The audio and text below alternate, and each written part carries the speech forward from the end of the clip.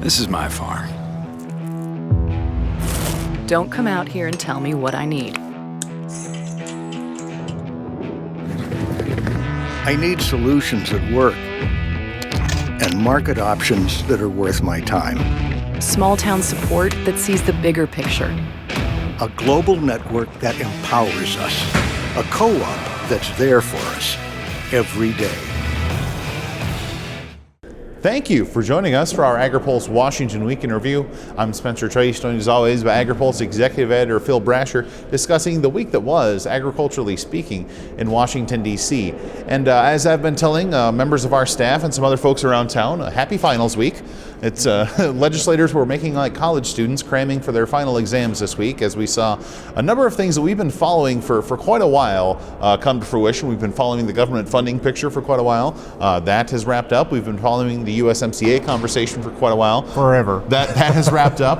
We've been following off of Capitol Hill. We've been following the conversation surrounding renewable fuels policy and the Trump administration, and that has wrapped up for now. That's wrapped up for now. I mean, I'm sure there's more. Stay tuned on that.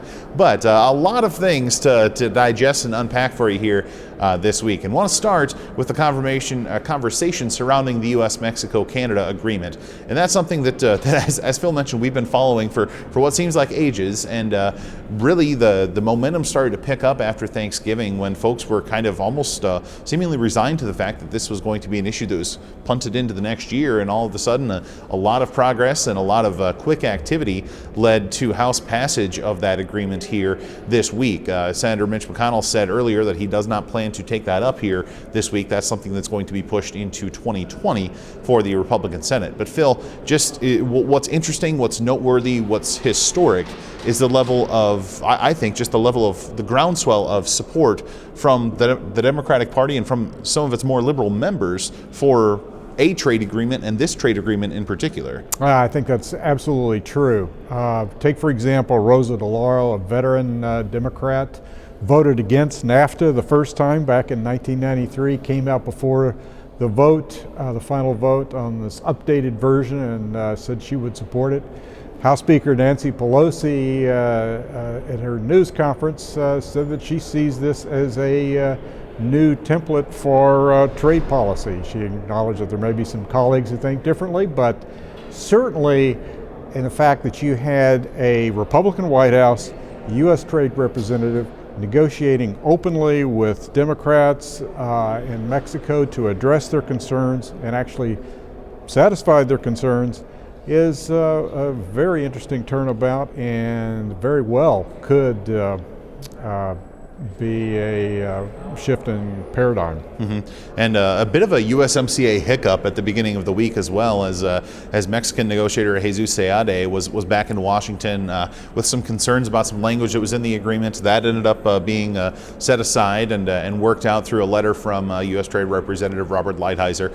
So basically, the House has taken care of its portion of the agreement. Over in the Senate, we did see, when the text was first announced, we did see some consternation on the part of some Republican senators, a little bit frustrated that they weren't as consulted as some House Democrats were, frankly, on that text. But I think the administration still has a puncher's chance of passing this thing in the Senate. I don't know about you. I think they do. It's going to pass by a landslide in the Senate. The ranking Democrat on the Senate Agriculture Committee, Debbie Stabenow, has been concerned and critical of a lot of U.S. trade policy, came out and endorsed this agreement. So it's going to pass by a wide margin. It's just a matter of what day it'll be. Mm-hmm. So imagine that'll be sometime in the early part of 2020. I'm sure there will be an article in the future on agripulse.com on Senate passage and full U.S. ratification of that agreement. As Phil mentioned, it's mostly just a matter of time at this point. But a number of other subjects to discuss here, including we mentioned earlier that we'd been following some negotiations on government funding and how that was all set to unfold. And this week we did see the House and Senate acts to fund the government for the rest of the fiscal year. So I guess we'll pick this conversation up again in October. But Phil, just kind of a wide array of provisions in this, including a lot of money, a lot more money, in fact, for agricultural disasters. Yeah, the Congress passed $3 billion back in the summer. That was to deal with the hurricanes in 2019, all the damage back then, as well as the issues with preventive planning and flooding we had in the spring. Obviously, many of you all know we've had major problems on into the fall in the upper Midwest and the Pacific Northwest. And so now we have another $1.5 billion to go with that $3 billion that was passed earlier. Mm-hmm. And another thing, it seems like we're just tying a bow on a wide variety of subjects here. Another thing that we've been tracking really since the end of 2017, beginning of 2018, the biodiesel tax credit. And a lot of folks were really counting on this tax credit and some kind of action on it before the end of the year, just for in the broad sense of their business stability. And we did see language on the biodiesel tax credit in this year's government funding bill, not only for a retroactive extension, but also an extension for a long period of time as well. Remarkable for the biodiesel industry. This thing had expired $1 a gallon, so it's a major subsidy. It expired at the end of 2017. It's not been in place for 2018 or 2019. It was revived for those 2 years and then extended through 2022. There were several other tax provisions, one for the short line railroads, but nobody else got that kind of extension.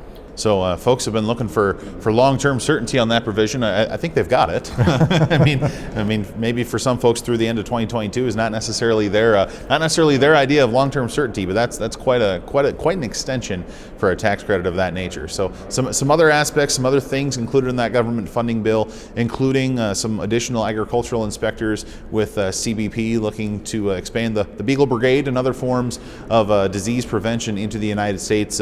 Without diving into every single letter and verse of that bill, would encourage you to stop by Agri-Pulse.com and read some of our previous coverage on just what's in and what's out of that bill.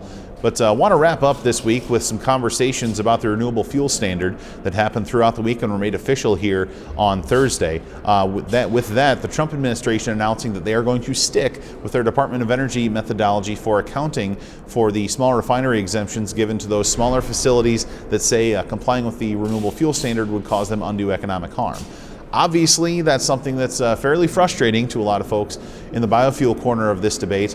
And Phil, it's let's be candid. This is a bit of a political risk for Donald Trump as he looks to get reelected largely with the help of farm country votes next year. It certainly is. I think they probably would like for farmers to keep their attention to the China trade deal and the biodiesel tax credit and some other issues. There's also a decision came out to allow farmers to continue using atrazine herbicide, a big issue for corn growers. Mm-hmm. EPA is kind of drawing attention to those, but time will tell. I mean, this is a major concern, as we've written about over and over. This is a major concern out in the Midwest for corn and soybean growers, this decision that they stuck with at EPA. So a lot of things on the minds of farmers as they enter that polling place in the beginning of November of next year. It was also important to note with the release of that SRE methodology was the renewable volume obligations